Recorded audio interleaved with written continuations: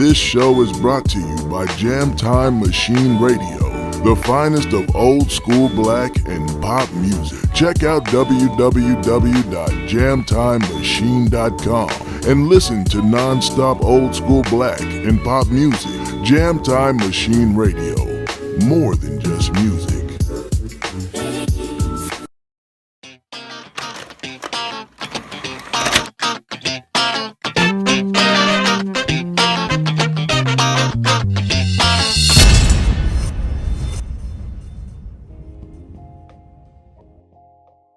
Hey folks, how's it going? I'm Sean David. Welcome back to the show. Let's talk some old school NBA. Now in today's episode, I want to talk about NBA players who refuse to play for their next NBA team.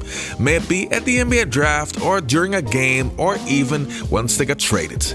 But before we start with this episode, I want to give a quick shout out to my Patreons. Thanks a lot you guys for supporting the show. It's really appreciated and it helps me a lot to get great NBA stars on the show.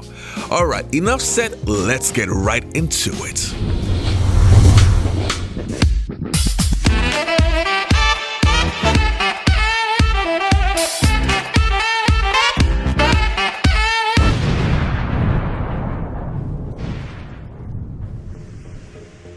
Now the first player that I want to talk about is actually, I think, the most famous situation, Steve Francis. Steve Francis was one of the most spectacular players of his generation. He had handles, he could jump out of the building, but he also had a little bit of an ego, which would cause him a lot of trouble during his NBA career.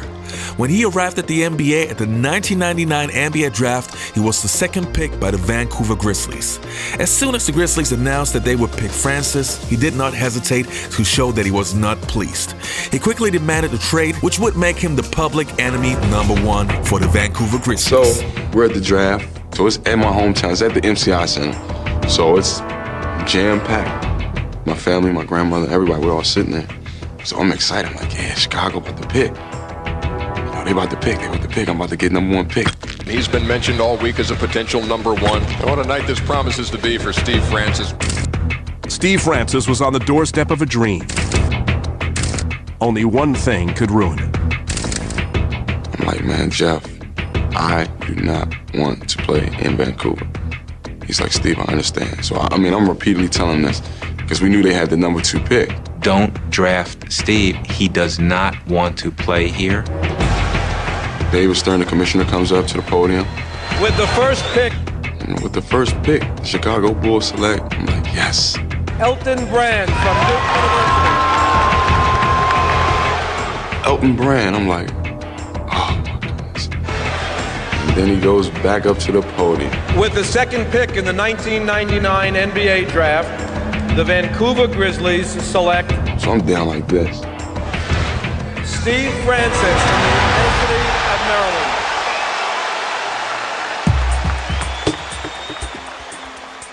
My grandma told me, don't poke my lip out. Go up there. The Maryland guard looked like he might trip over his bottom lip on the way to the podium. So I'm up there shaking the commissioner's hand, and he says to me, don't worry about it. There'll be better days. You'll have a great career. Unfortunately for the Grizzlies, the expression on Francis's face spoke volumes. And the next player on my list is John Barry. The Barry family had countless players in the NBA. NBA legend Rick Barry, son Bram Barry, and his brothers, one of them being John Barry. Coming out of Georgia Tech, Barry was selected by the Boston Celtics in 1992, but he refused to sign a contract and set out for a season instead. Finally, the Celtics decided to trade Barry's rights and the shooting guard went to the Milwaukee Bucks. This actually got Barry a bad reputation and always was a stain on his NBA career. Which in hindsight was a very unfortunate situation because if you take a closer look at his career, he was a very creative player. Not an NBA superstar kind of player, but he was very, very unique. And the next player on my list is Brian Shaw. Most fans remember him from his days with the Orlando Magic as the backup point guard to Penny Hardaway and the great LAU partner of Shaquille O'Neal, or his championship run with the Los Angeles Lakers. Brian Shaw indeed played for the rival, the Boston Celtics, but he took his time in order to see what other teams had to offer. Back in 1988, Shaw signed a 2-year deal with a team in Italy before he made his comeback to the big leagues. Brian Shaw is the number #1 draft choice from Boston, who was playing at UCal Santa Barbara this time last year. He says he's having a little bit of trouble just realizing he's with the Celtics. Honestly, I don't even think it's really sunk in yet. Right after the draft, I was trying to think about what it would feel like. I used to have season tickets to the Golden State Warriors games when Robert Parrish used to play for the Warriors years ago. Very interesting. Now the next player that I want to talk about is actually one of my favorite players from the 1990s, Kenny Anderson. I used to love Kenny Anderson so much because of his great handles and just the way how he played, but he also had one situation where he didn't look too good, but I just wanted to make sure that we don't just remember Kenny for that because he was a great player. In 1996, Anderson signed a deal with the Portland Trail Blazers, and in 1998, the Portland Trail Blazers traded Anderson to the Toronto Raptors. But he refused to report to the team because he didn't want to play in Canada, which prompted the Raptors to trade him to the Boston Celtics, and which got Anderson a bad reputation, unfortunately, because as I mentioned earlier, Anderson was a very creative player. There has been failure and disappointment along the way, but Anderson has been able to keep everything in perspective. I've been on some bad teams, I've been on some great teams. To get that whole realm and still be in a positive attitude in some scouts' eyes that I'm still maturing as a player and still, one of the top guards in the league. In some experts' eyes, I'm all for that and still in my prime. In January, Kenny Anderson's roller coaster ride took a sharp turn, then went straight downhill. But it was because of what he did off the court. When the lockout ended, he fired the shot heard round the NBA world. I'm not signing. I'm trying to find my car, man. Get out of here, man. It hurt, somewhat because the lockout was going on and we was trying to capture our fanfare back. And then here I go with this situation to deal with. So the fans didn't really appreciate that. But it was a hard situation to be in.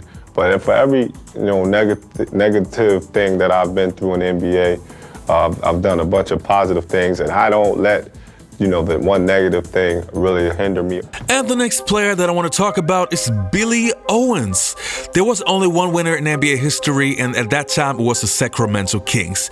During the beginning of the 1990s, the Kings weren't precisely the most attractive team to play for, and Billy Owens made sure that he would let them know that he was not going to play for the Western squad.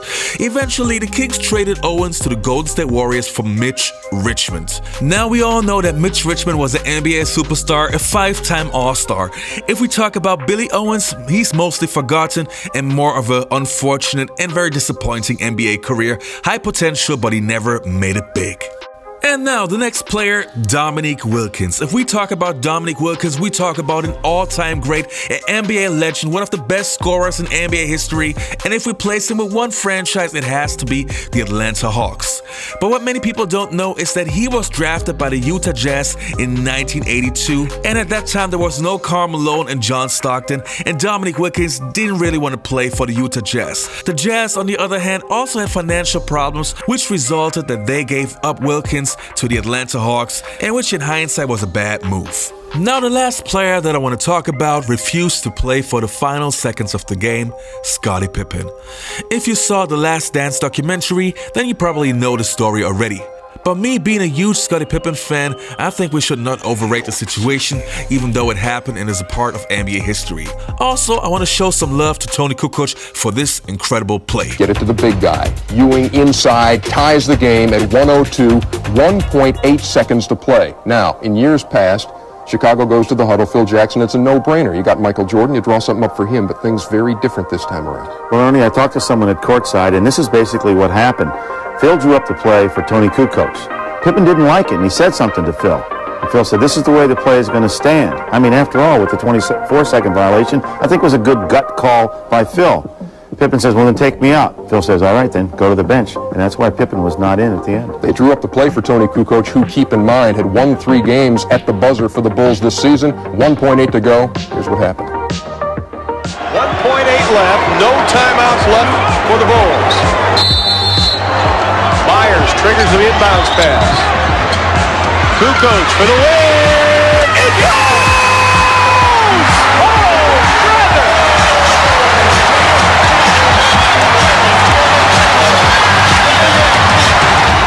the Croatian sensation to the rescue. Alright, you guys, that was it for today's episode. I hope you enjoyed this video. Don't forget to check out my radio station, Jam Time Machine Radio, the best of old school black and pop music. Alright, you guys, take care, goodbye, stay healthy, see you next time.